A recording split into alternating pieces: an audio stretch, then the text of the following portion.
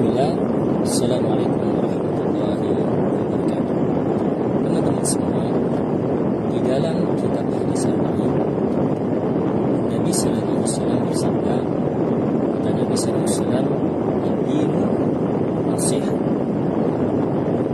Agama ini adalah nasihat. Lalu sahabat yang hadir pada saat itu bertanya kepada Nabi sallallahu alaihi wasallam, "Qulna liman?" Untuk siapa ya Rasul? Dan kata Nabi sallallahu alaihi wasallam, "Illa bil kitabihi wa rusul." Illa wal kitabihi wa li rusul wa li ummatil muslimin wa ummatihi. Dan Nabi sallallahu alaihi wasallam, nasihat agama ini adalah untuk kita semua, untuk kitabnya, untuk Rasulnya, untuk pemimpin kaum muslimin dan para muslimin yang lain. Lalu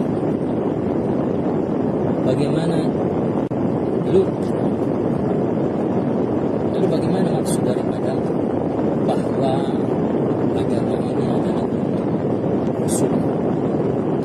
Maka Imam Nawawi mengatakan dalam kitab Al-Baqi mengatakan bahwa kita sebagai umat Nabi sallallahu alaihi wasallam wajib membenarkan apa-apa saja yang disampaikan oleh Nabi sallallahu alaihi wasallam. Karena apa yang keluar dari lisan Nabi sallallahu alaihi wasallam berarti itu adalah kebaikan bagi umat Nabi sallallahu alaihi wasallam. Kita harus menjalankan sunnah-sunnah yang Nabi tinggalkan. Kita harus membela Nabi baik dalam keadaan dia hidup maupun dalam keadaan dia sudah meninggal.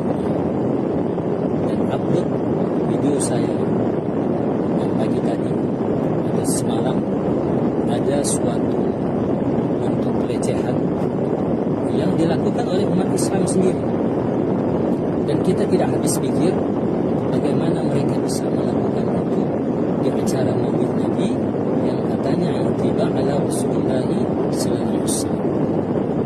Kita tahu Allah SWT berfirman, "Qul in kuntum tuhibbunallah fattabi'uni yuhibbukumullah wa yaghfir lakum dhunubakum wallahu ghafurur rahim." Kata Allah, kalau engkau mencintai aku, fattabi'uni, ikutilah Nabi Muhammad SAW. Kenapa kita mengikuti Nabi SAW? Karena akhlaknya sudah teruji, perilakunya sudah teruji, ucapannya sudah teruji, akhlak terhadap keluarganya sudah teruji, akhlak terhadap sahabat-sahabatnya telah teruji. Maka tidak ada lagi akhlak yang lebih baik di dunia ini selain berakhlak dengan akhlak Nabi sallallahu alaihi wasallam. Lalu di acara tersebut muncullah wanita-wanita dengan pakaian yang menampilkan aurat, menampilkan tarian erotis yang tidak pantas sama sekali dengan acara yang diselenggarakan oleh panitia tersebut. Dan saya pribadi sangat marah dengan keadaan yang dilakukan oleh umat Islam seperti ini. Apa tidak ada yang di sana itu yang memberitahukan mana yang ma'ruf, mana yang munkar? Itu yang menjadi pertanyaan kita semua. Dan ini setiap tahun berulang. Setiap tahun berulang di acara Maulid Nabi sallallahu alaihi wasallam selalu ada wanita-wanita yang joget-joget di panggung. Dan kebanyakan di Jawa ini. Terus terang aja bahwa kebanyakan acara-acara sholawat dengan joget-joget ini kebanyakan diadakan di Jawa. Dan kalian teman-teman bisa cek semua bagaimana video-video mereka joget-joget sholawatan dengan melenggak-lenggokkan anggota tubuh mereka yang menimbulkan hasrat birahi bagi siapa yang melihat.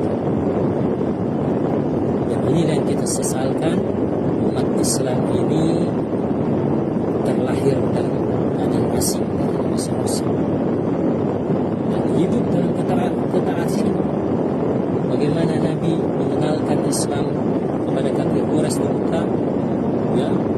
dihina, dilempar, diejek, kemudian ditaburi pecahan-pecahan tulang unta, kotoran unta. Kemudian kata Nabi SAW, beruntunglah kemudian orang-orang yang terasing itu. Siapa yang terasing itu? Yang orang-orang Islam. Ketika Islam baru diperkenalkan pertama kali di Mekah.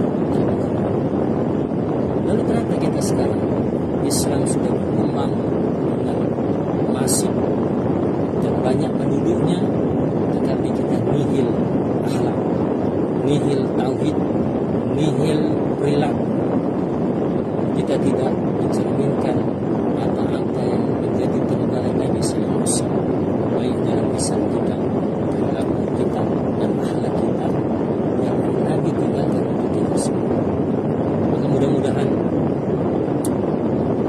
apa yang terjadi terutama di Indonesia ini